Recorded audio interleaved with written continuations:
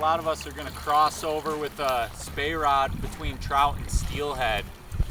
Let's look at a couple of presentation thoughts that may differ between the two. When I'm steelhead fishing with a spey rod, I'm going to make a cast that's at a downstream angle, and then I'm likely going to make a mend, and I'm trying to slow the fly down as it swings across in the current.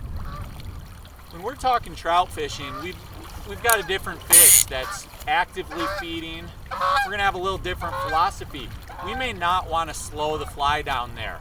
So a couple of changes that I might make to that is I'm going to cast a little bit more across stream.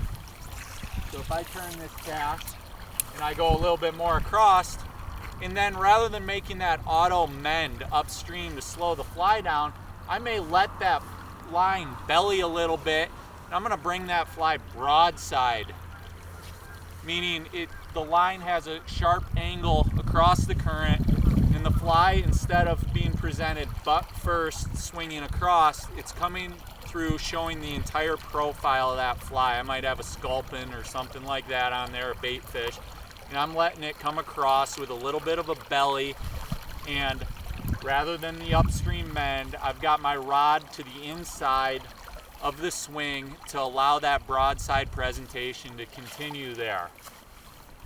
So again, the setup, a little bit more across stream on the cast.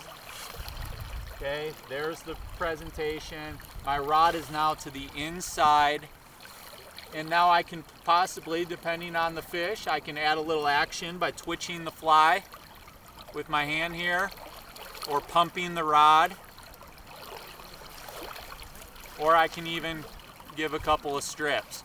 But I want to keep that fly coming broadside a lot of times. Again, the fish are going to give you the answer. You want to experiment with this, but a lot of times with our trout, we're going to cast a little bit more broadside, give a little bit more angle on the swing, and show the fish a little bit more of that fly.